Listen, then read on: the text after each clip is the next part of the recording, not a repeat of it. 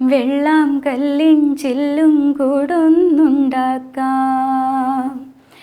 ഉള്ളിനുള്ളിൽ താലോലിക്കാമെന്നെന്നും. എന്തേ പോരാത്തോ വാവേ വാവാച്ചേ,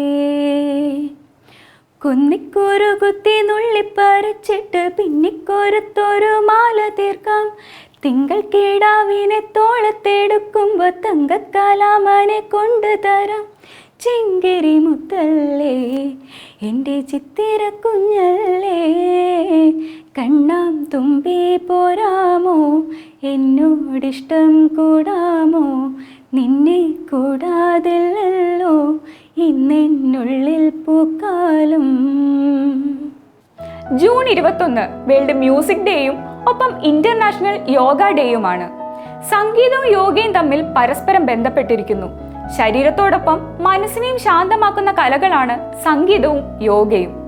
ചിന്തയും ചിന്താപരമായ കാര്യങ്ങൾ നിയന്ത്രിക്കാൻ യോഗയും ശ്വാസവ്യായാമങ്ങളും വളരെയേറെ സഹായിക്കുന്നു.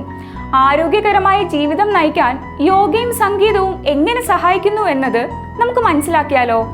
നിങ്ങളിൽ പലരും പാട്ടുകൾ കേട്ടുകൊണ്ട് യോഗ ചെയ്യുന്ന അനുഭവം ഉണ്ടായിരിക്കുമല്ലേ. ഇതിന് ശാസ്ത്രീയമായ ഒരടിസ്ഥാനമുണ്ടെന്ന് തന്നെ പറയാം. അതെന്താണെന്ന് വെച്ചാൽ സംഗീതം നമ്മുടെ ഹൃദയമിടിപ്പ്, രക്തചംക്രമണം എന്നിവയെ ശരീരത്തിൽ ഒരുപോലെ നിയന്ത്രിക്കുന്നു. അതുപോലെ യോഗ ചെയ്തുകൊണ്ട് സംഗീതം കേൾക്കുന്നത് മനസ്സിന് ഒരുപാട് റിലാക്സേഷനും നൽകുന്നുണ്ട്. മനസ്സിന്റെ ചിന്തയും ശാന്തിയും നൽകുന്നതിന് സംഗീതത്തിന്റെ പങ്ക് വളരെ വലുതാണ്. എന്നാൽ ഓരോ വ്യക്തിയും സംഗീതം ആസ്വദിക്കുന്ന രീതിയിൽ വ്യത്യാസമുണ്ട്. യോഗയുടെ സമയത്ത് ഫാസ്റ്റ് സംഗീതം ഒഴിവാക്കുക, പകരം ശാന്തവും പ്രകൃതിയോട് ചേർന്ന് നിൽക്കുന്ന സംഗീതം തിരഞ്ഞെടുക്കുക.